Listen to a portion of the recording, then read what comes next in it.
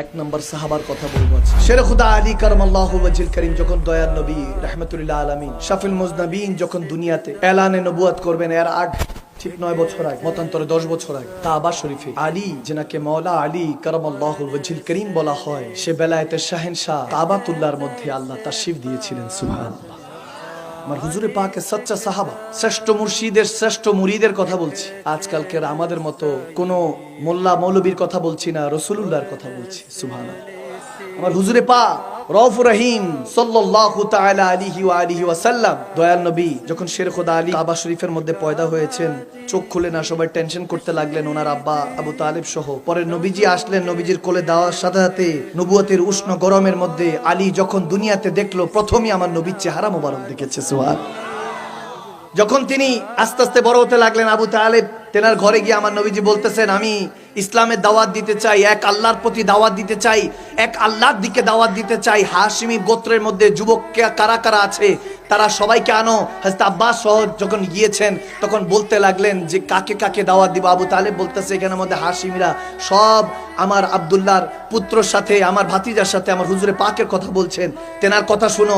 তখন হযরত আব্বাসের দিকে নবীজি বলতেছেন, কাকে প্রথম দাওয়াত দেওয়া যায়? হযরত আব্বাস বলে, জামানা জানে ইয়া রাসূলুল্লাহ, আপনি আলীর দিকেই তাকিয়ে আছেন। সুবহানাল্লাহ। শেরে খোদা আলীকে ডাকলেন, তখন এখানে আন্দাজটা নিরালা। নবীজি নিজে ঘুটনার মধ্যে গিয়ে 4 বছরের শেরে খোদা আলীকে ডাক দিলেন, আলী কলিজার মধ্যে আয়। সুবহানাল্লাহ।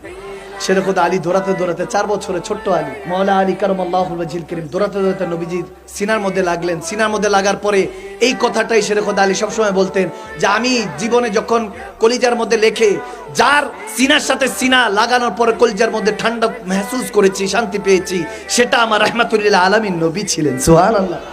বলে নবীজিকে ওই সিনাটা আমি লাগিয়েছি, এবং নবীজিকে যখন কবরে আনোয়ারে মদিনাতুল মুনাওয়ারায় যখন শেষ শোয়াতে যাব, তখনও আলী সিনা মদিনার ওয়ালা সিনার সাথে লেগেছিল। সুবহানাল্লাহ।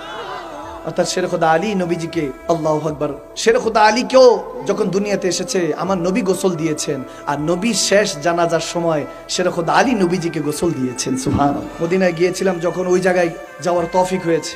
মদিনা শরীফ থেকে 26 কিলো দূরে একটা কুয়া আছে, যেখানে মধ্যে নবীজি আমার রসুলে পাকের জানাজার আগ মুহূর্তে রসুলে আরবিকে গোসল দেওয়ানো হয়েছিল, যেটার পানি এখনো পান করলে ক্যান্সার রোগ ভালো হয়ে যায়। সুবহানাল্লাহ। সাফাদার মালিককে আওয়াজ দেনা, কে কে কে? তো জমজম শরীফ ইসমাইল আলাইহিস সালামের পায়ের বাড়িতে যদি এতটা সাফা হয় যে এখনো বান্দার সাফা হিসাবে কাজ হচ্ছে, তাহলে বুঝেন নবীজিকে যেই পানি দিয়ে গোসল দেওয়ানো হয়েছে, তাহলে সেই পানিটা কত সাফা। সুবহানাল্লাহ। আল্লাহ। কারো কোনো অসুস্থ থাকলে, যদি ঝামেলা থাকে, আমি গুনাহগারের কাছে আসবেন, আমি পানিটা দিয়ে দিব, আমার কাছে আছে, গাড়িতে আমার ব্যাগে আছে, ওই পানিটা পান